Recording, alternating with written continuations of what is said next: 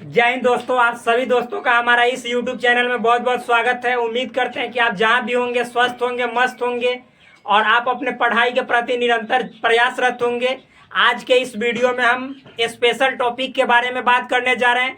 जो छोटे छोटे टॉपिक है जो आपके मतलब स्टडी में बहुत ज़्यादा हेल्प करने वाले हैं। बेसिक मैथमेटिक्स के अंतर्गत इन टॉपिक्स को पढ़ा जाता है। इन छोटी छोटी टॉपिक की यदि सही जानकारी आपको नहीं है तो हो सकता है कि आपको मैथमेटिक्स में बड़ा ब्लंडर करना पड़े, यानी बड़ा मिस्टेक करना पड़े। तो इन छोटी गलतियों को पहले हम सुधार लेंगे, जिससे आने वाले समय में किसी प्रकार की गलती मैथमेटिक्स के फील्ड में ना हो। तो देखिए, कुछ छोटे टॉपिक है जो आपको जान लेना अति आवश्यक होता है। सबसे पहले हम यदि बात करेंगे, और भाई वेरी सिंपल है, बहुत आसान है, आप समझते चले जाओ, देखो कितना ईजी है। सबसे पहली बात है, एक तो होता है गुणनखंड, जिसको हमने ऑलरेडी बता चुका है, जिसको इंग्लिश में बोला जाता है फैक्टर। जैसे मान लीजिए 15 के फैक्टर कहेंगे तो 1 हो जाएगा, 3 हो जाएगा, 5 हो जाएगा, 15 हो जाएगा। ये हुआ। और दूसरी बात है, इसमें आपको आज एक नया टॉपिक हम पढ़ाने जा रहे हैं, जिसको कहते हैं अभाज्य गुणनखंड। क्या? अभाज्य गुणनखंड। ये एक नया टॉपिक है। अभाज्य गुणनखंड यानी इंग्लिश में इसको बोला जाता है प्राइम फैक्टर। प्राइम फैक्टर क्या होता है? प्राइम फैक्टर, इसको आसान मतलब शब्दों में, आसान भाषा में समझने का प्रयास करेंगे।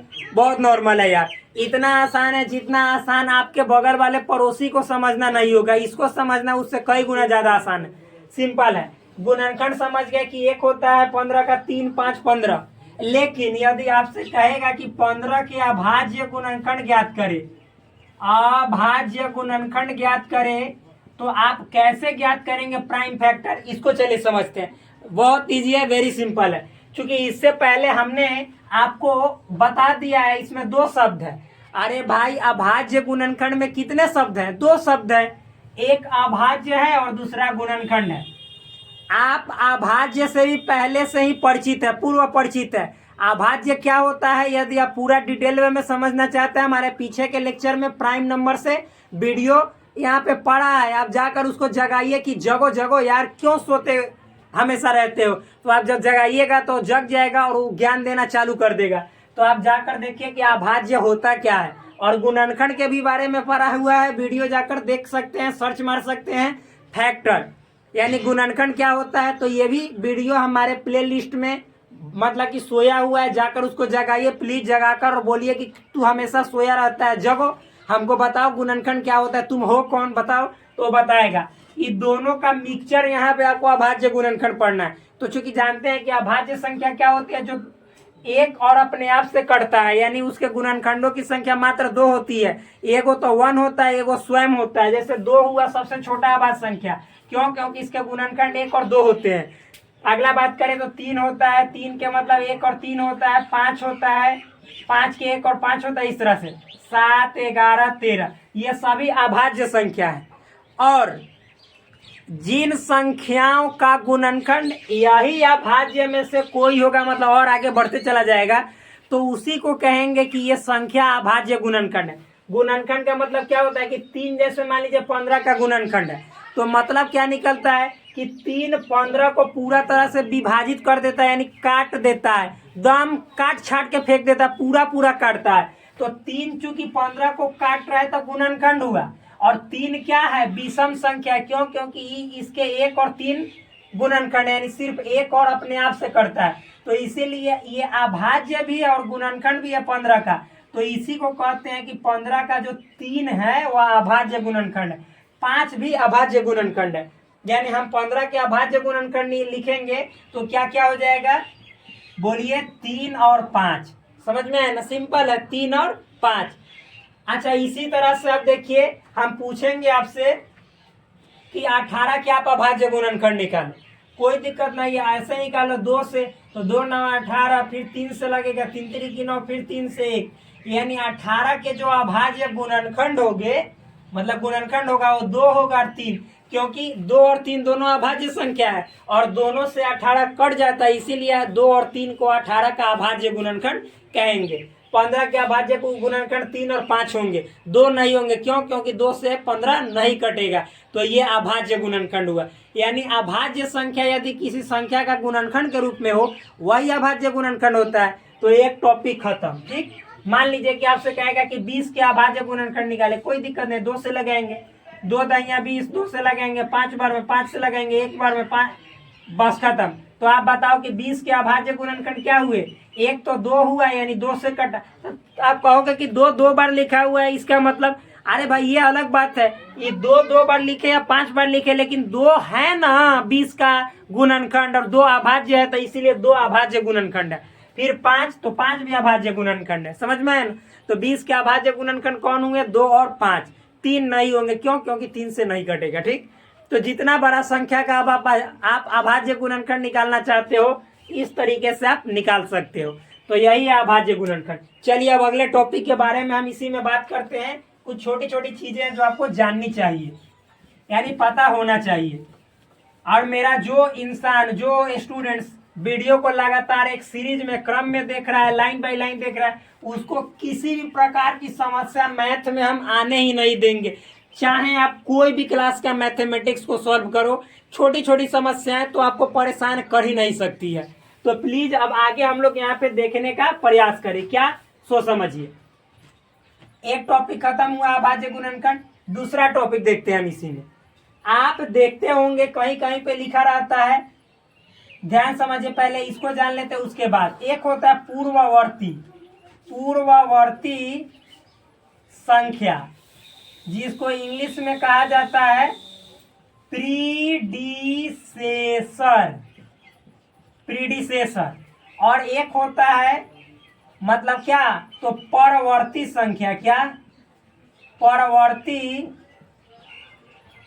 संख्या। एक होता है पूर्ववर्ती संख्या, एक होता है परवर्ती संख्या। और एक और बात मैं आपको बतला देना चाहता हूं फ्रेंड्स, जो हम गुणनखंड लिखे थे, गुणनखंड, तो गुणनखंड को एक और कहा जाता है अपवर्तक भी कहा जाता है। क्या? अपवर्तक। और एक और होता है अपवर्तक। गुणनखंड को क्या कहा जाता है? अपवर्तक, यानी फैक्टर अपवर्तक। आपसे कोई पूछेगा अपवर्तक किसे कहते हैं, तो उसी को कहते हैं गुणनखंड। जो गुणनखंड होता है उसी का दूसरा नाम अपवर्तक है। ये जान लेना भी बहुत जरूरी है। दूसरा बात है, जिसको हम लोग गुणज पढ़े थे, जिसको मतलब मल्टीपल कहते हैं, मल्टीपल, तो इसका दूसरा एगो नाम है, यो बहुरूपिया है। तो गुणज का दूसरा नाम क्या है? अपवर्त्य। अपवर्त्य कहे तब या गुणज कहे तब, बात is same but difference is तनी मुनी। थोड़ा सा अंतर क्या है कि लिखावट अलग है, बात सेम ही है, मतलब अर्थ सेम ही है, मीनिंग सेम ही है। ठीक, तो इतना समझ जाने के बाद अब हम लोग आगे बढ़ते हैं। ये देखते हैं पूर्ववर्ती संख्या यानी प्रीडिसेसर, और परवर्ती संख्या मतलब सक्सेसर। क्या? सक्सेसर। प्रीडिसेसर नंबर क्या होता है इसके बारे में जानेंगे, और सक्सेसर नंबर क्या होता है इसके बारे में जानेंगे। देखिए सिंपल है, दोनों जान लीजिए। पूर्ववर्ती संख्या क्या होती है इसको समझते हैं। नेचुरल नंबर आप लोग जानते हो, प्राकृतिक संख्या या प्राकृतिक संख्या उसी को कहते हैं। नहीं जानते हो तो जाओ पीछे वाला वीडियो को सर्च मारो और वहां से आप देखो कि क्या होता है नेचुरल नंबर। हम ऑलरेडी वीडियो प्रोवाइड कर दिए हैं, आप लोग देखते तो हो नहीं, चैनल को सब्सक्राइब भी नहीं करते हो, वीडियो को लाइक भी नहीं करते हो, अपने दोस्तों के भी शेयर भी नहीं करते हो, केवल बस आए देखे कि क्या पढ़ा रहा है, अरे बेतुका की बात बता रहा है, और इसको स्किप करके भाग जाते हो। यार जब पढ़ो कितना डीप वे में एक एक सूक्ष्म यानी छोटे छोटे टॉपिक को इतना आसान शब्दों में समझाया गया, आसान भाषा में समझाया गया है, जो आने वाले समय में आपको मैथमेटिक्स में किसी प्रकार की समस्याएं होंगी उससे निजात दिलाएगा। यही छोटी छोटी गलतियां, मतलब जब आप सुधार कर लोगे, जान लोगे, तो वहां पे बड़ी गलतियां नहीं करोगे। वरना मैथमेटिक्स में एक छोटी गलती, माइनस प्लस की गलती, पूरा मैथमेटिक्स के क्वेश्चंस को गलत कर देती है। तो ये सब बातें आप लोग ऑलरेडी अच्छे तरीके से जानते हो कि वास्तव में मैथमेटिक्स कितना, मतलब कि एक तरह से संकीर्णता वाली होती है, जिसमें छोटी सी गलती बड़े से मिस्टेक को कर सकती है। तो प्लीज प्रीडिसेसर नंबर क्या होता है इसको समझ लेते हैं। पूर्ववर्ती संख्या, देखो नेचुरल नंबर, जब किसी क्या लिख रहे हैं, लिखो किसी भी प्राकृत मतलब नेचुरल किसी भी प्राकृत संख्या यानी नेचुरल नंबर के ठीक बाद की संख्या को क्या कहते हैं? ठीक बाद नहीं लिखिए, ठीक पहले की संख्या को, ठीक पहले की संख्या को क्या कहेंगे? पूर्ववर्ती संख्या कहा जाता है। एक बात याद रखिएगा, हमेशा ये जो पूर्ववर्ती संख्या होगा नेचुरल नंबर में काम करेगा। आप कहोगे कि माइनस से यदि 5 का पूर्ववर्ती पूछेंगे तो क्या होगा? बोलो, -5 का पूर्ववर्ती मतलब ठीक पहले का। तो आप लोग कहोगे कि -5 का पूर्ववर्ती -6 होगा ठीक पहले का। तो ये सब बातें आप हमेशा भूल जाइए, केवल पूर्ववर्ती संख्या नेचुरल नंबर में जानिएगा। नेचुरल नंबर, क्योंकि पूर्ववर्ती संख्या स्पेशली नेचुरल नंबर के लिए ही ज़्यादातर क्या होता है, मतलब कि एक तरह से एलाउ होता है रूल, पूर्णांक के लिए नहीं होता है। बनाने के लिए आप बना सकते हैं लेकिन होता नहीं है। ठीक, तो देखो, प्राकृत संख्या के ठीक पहले की संख्या को, पहले की प्राकृत संख्या लिख दो।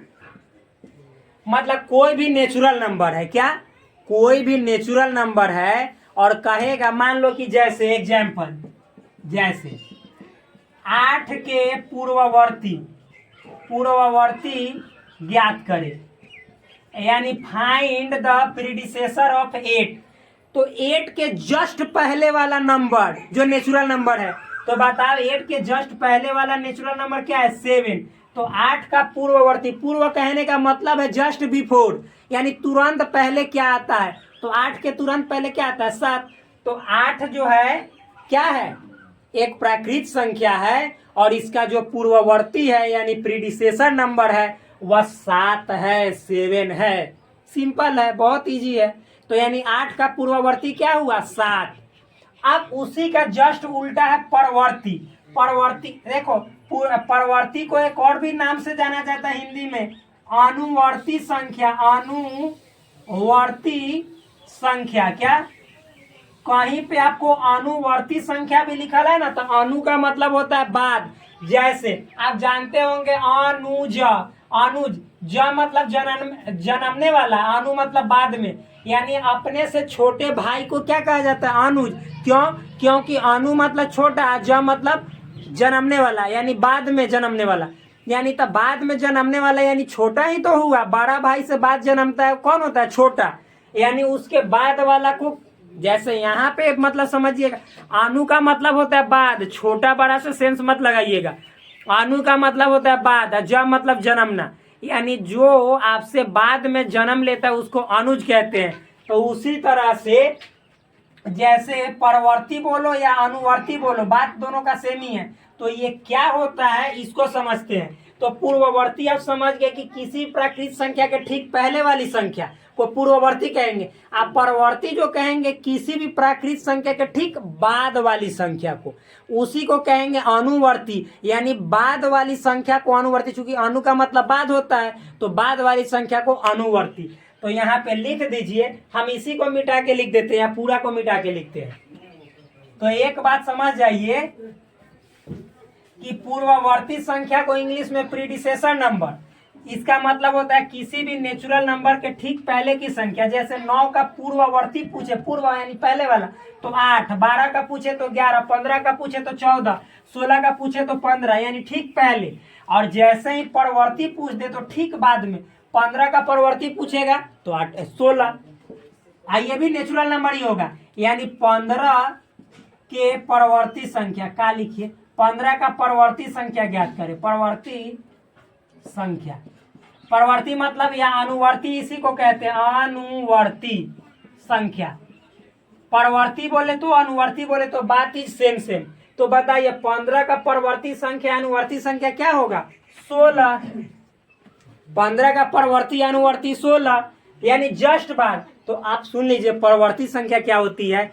किसी भी प्राकृत संख्या के तुरंत बाद की जो प्राकृत संख्या उसी को परवर्ती संख्या कहते हैं। लिख भी सकते हैं। तो 15 का परवर्ती या अनुवर्ती संख्या या सक्सेसर नंबर, सक्सेसर मतलब क्या बोलते हैं कि आप इस राज्य का सक्सेसर कौन होगा। सक्सेसर मतलब जो अभी राज कर रहा है, उसके मर जाने के बाद या उसको राज त्यागेगा तो उसके बाद कौन राजा बनेगा, तो उसी को सक्सेसर यानी उसके बाद का। तो इसीलिए 15 के बाद का कौन है, 16। हमेशा प्राकृतिक संख्या नेचुरल नंबर लिया जाता है। उसी तरह से आपको 20 का पूछेगा तो 21 हो जाएगा, 25 का पूछेगा, जो भी पूछे 26 है उसके जस्ट बाद का, तो ये 25 का परवर्ती यानी 26 हुआ। बस सिंपल है। तो ये परवर्ती संख्या यानी या फिर पूर्ववर्ती संख्या समझ गए। इसके जस्ट बाद हम लोग अगले टॉपिक की बात करते हैं।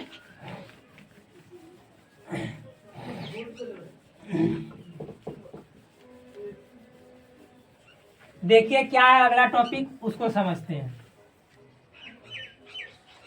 तो अब हम लोग जिस टॉपिक की बात करेंगे उस टॉपिक को जरा समझ लीजिए।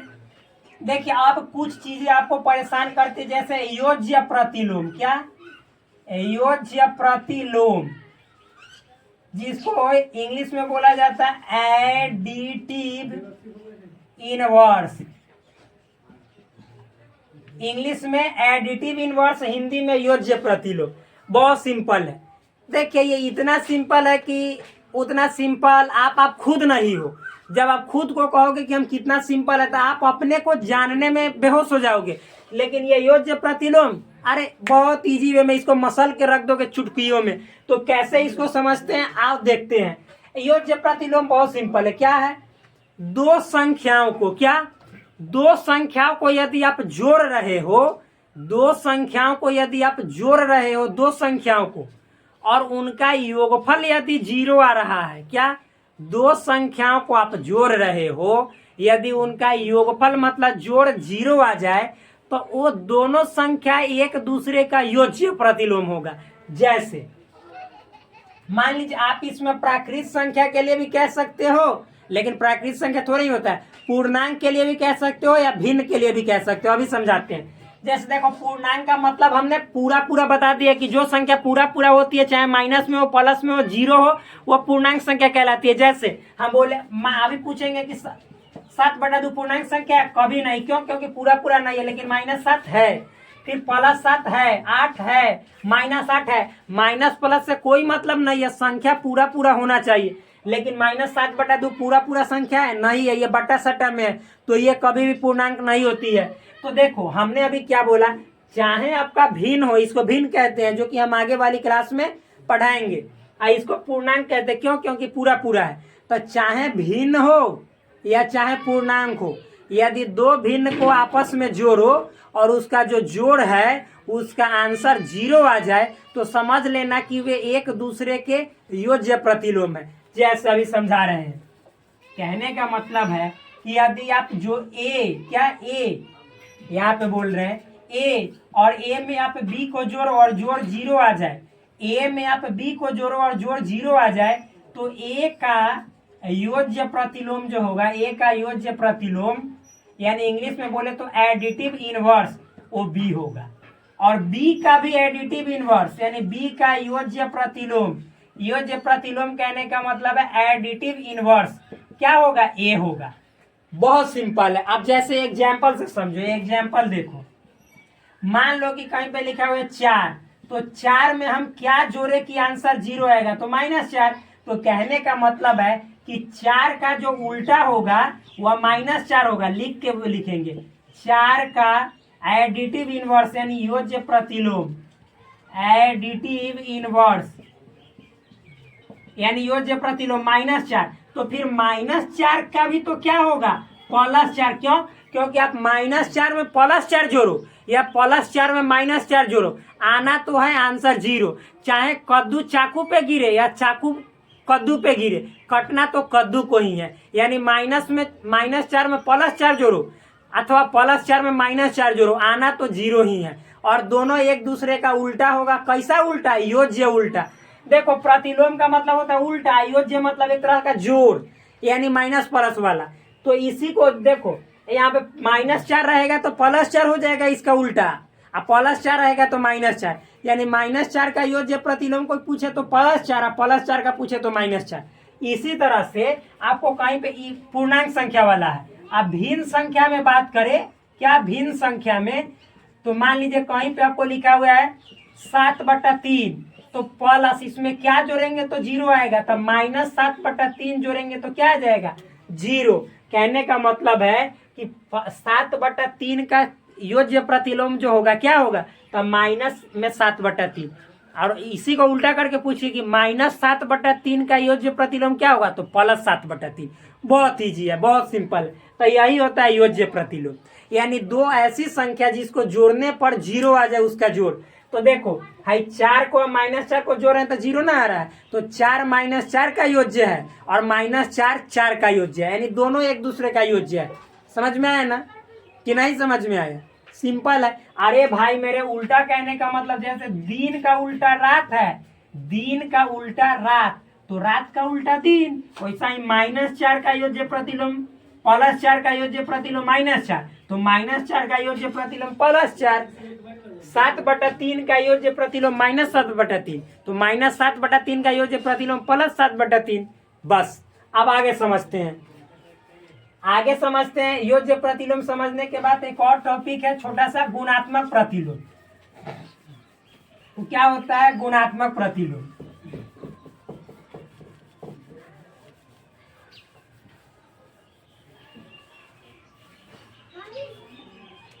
अगला टॉपिक देखते हैं गुणात्मक प्रतिलोम। गुणात्मक प्रतिलोम इसको इंग्लिश में बोला जाता है, मालूम है क्या? गुणात्मक प्रतिलोम को यदि आपसे कोई पूछे कि इंग्लिश में क्या बोला जाता है, तो इसको बोला जाता है मल्टीपल इनवर्स, क्या, या मल्टीप्लिकेटिव इनवर्स, जो भी बोलिए ठीक है। मल्टीप्लिकेटिव इनवर्स, मल्टीप्लिकेटिव इनवर्स, ठीक। गुणात्मक प्रतिलोम को मल्टीप्लिकेटिव इनवर्स बोला जाता है। अब देखो ये क्या होता है, अभी योज्य प्रतिलोम में हमने क्या पढ़ा है कि दो संख्याओं को जोड़ने पर जोड़ उसका 0 आना चाहिए, और यहाँ पे है कि दो संख्याओं को गुना करने पर उसका गुणनफल 1 आना चाहिए। क्या आना चाहिए? गुणनफल 1 आना चाहिए। देखो सिंपल है, अब मान लो कि एक संख्या है कि बी है, इसको गुना करेंगे तो आंसर 1 आएगा। तो जब 1 आएगा आंसर, तो 1 का जो मल्टीप्लिकेटिव इनवर्स होगा या गुणात्मक प्रतिलोम होगा, गुणात्मक प्रतिलोम इसका हो जाएगा बी, और बी का गुणात्मक प्रतिलोम क्या हो जाएगा? गुणात्मक प्रतिलोम ए हो जाएगा, यानी उल्टा। अरे भाई प्रतिलोम का मतलब उल्टा, गुणात्मक मतलब गुना वाला प्रतिलोम, यानी गुना में जो प्रतिलोम है वो उल्टा। तो ए का गुणात्मक प्रतिलोम बी होगा, क्योंकि ए में बी से गुना करें 1 आ रहा है, तो ए का उल्टा बी, तो बी का उल्टा ए। सिंपल। अब एग्जाम्पल से समझो, जैसे मान लो कि यहाँ पे 4 है, और 4 में आप किस चीज से गुना करोगे कि आंसर 1 आएगा, तो सीधे है 1/4 से। क्यों? क्योंकि 4 से 4 खत्म है, 1 आ गया। तो आप बताओ कि 4 का गुणात्मक प्रतिलोम यानी मल्टीप्लिकेटिव इनवर्स क्या हुआ? तो 4 का पूछ रहा है तो 1/4, और 1/4 का पूछेगा तो ठीक इसका उल्टा 4 हो जाएगा। गुणात्मक प्रतिलोम क्या होगा बोलो? 4 होगा। सिंपल है, वेरी इजी है, बहुत नॉर्मल है। ये नीचे वाला दिखाई दे रहा है कि ना, देख लेते हैं एक बार। अच्छा से दिखाई दे रहा है, बहुत अच्छा से। तो ये मल्टीप्लिकेटिव इनवर्स आपको अच्छे तरीके से, हमें पूरा विश्वास है कि समझ में आया होगा, बहुत अच्छा तरीके समझ में आया होगा। तो चलिए अब इसको क्या करते हैं, मिटाते हैं। मान लीजिए कि अगला एक और एग्जाम्पल दे देते हैं। यहाँ पे लिखा हुआ 9/4, कहेगा कि 9/4 का मतलब कि जैसे मल्टीप्लिकेटिव इनवर्स यानी गुणात्मक प्रतिलोम ज्ञात करें, तो 9/4 में हम किस चीज से गुना करेंगे कि गुणनफल 1 आ जाए, तो ठीक इसका उल्टा 4/9 से, क्योंकि 9 से 9 खत्म, 4 से 4 खत्म, तो 1 आ गया गुना करने पर। यानी कहने का मतलब है 9/4 का गुणात्मक प्रतिलोम यानी एडिटिव इनवर्स, सॉरी एडिटिव बोल रहे हैं, मल्टीप्लिकेटिव इनवर्स पूछेगा तो इसका ठीक उल्टा 4/9 होगा। तो उसी तरह से 4/9 का गुणात्मक प्रतिलोम पूछेगा, गुणात्मक प्रतिलोम, तो क्या हो जाएगा? 9/4 यानी उल्टा हो जाएगा। सिंपल है, बहुत इजी है, नॉर्मल है। तो इतना आपको अच्छे तरीके से समझ में आया होगा कि योज्य प्रतिलोम क्या होता है। योज्य प्रतिलोम में जोड़ने पर 0 आना चाहिए और गुणात्मक प्रतिलोम में गुणा करने पर 1 आना चाहिए। बस आप देखिए, अब हम आगे की बात करते हैं। यहाँ पे क्या है तो समझते हैं। एक आप लोग अक्सर सुना करते होंगे मैथमेटिक्स में, सिंपल ये सब संख्या से रिलेटेड है, इसीलिए मैं आपको बतला रहा हूँ। ये सब संख्या से रिलेटेड है इसीलिए बतला रहा हूँ। इसके बाद हम स्टार्ट करेंगे भिन्न संख्या, फ्रैक्शनल नंबर, उसमें बहुत तरह के भिन्न पढ़ेंगे। उचित भिन्न यानी प्रॉपर फंक्शन क्या हो, प्रॉपर फ्रैक्शन क्या होता है, इम्प्रॉपर फ्रैक्शन क्या होता है, मिक्स्ड फ्रैक्शन क्या होता है, सब चीजें अच्छे तरीके से होगा, वहां पे बात करेंगे। तो प्लीज जो अगला टॉपिक है उसको समझते हैं। छोटा सा टॉपिक है। एक आप लोग देखे होंगे ऋणेतर पूर्णांक। क्या ऋणेतर, अच्छा से लिख देते हैं, ऋणेतर पूर्णांक, जिसको इंग्लिश में बोला जाता है नॉन निगेटिव इंटीजर। चूंकि पूर्णांक का इंटीजर होता है। एक और देखते होंगे धनेतर पूर्णांक। धनेतर पूर्णांक कहने का मतलब है नॉन पॉजिटिव, लेकिन धनेतर ज्यादातर नहीं लिखा रहता है। ठीक, हम बार बार बोल रहे हैं, 1-2 बार और बोल दे रहे हैं, ज्यादातर देखिएगा धनेतर नहीं लिखा रहता है, नॉन पॉजिटिव ज्यादातर देखने को नहीं मिलेगा। एक और टॉपिक है जिसको कहते हैं शून्येतर, बहुत ज्यादा देखने को मिलेगा। कौन? शून्येतर पूर्णांक। शून्येतर पूर्णांक, इसको इंग्लिश में कहा जाता है नॉन जीरो इंटीजर। क्या? Non zero integer. ये सभी बातें क्या है मैं आपको तुरंत अभी एक्सप्लेन करता हूँ। देखो भाई, जहां पे ऋणेतर पूर्णांक लिखा रहेगा, ऋण मतलब होता है निगेटिव संख्या, माइनस वाला संख्या। कौन? पूर्णांक संख्या। पूर्णांक का मतलब पूरा। आपसे कहेगा कि -7/3, तो ये पूर्णांक है। अरे भाई आंख से देखो ना, पूरा कहाँ है, तो ये पूर्णांक है ही नहीं। तो जब पूर्णांक होगा ही नहीं तो इसकी हम चर्चा ही नहीं करेंगे कि पूर्णांक तुर्णांक है।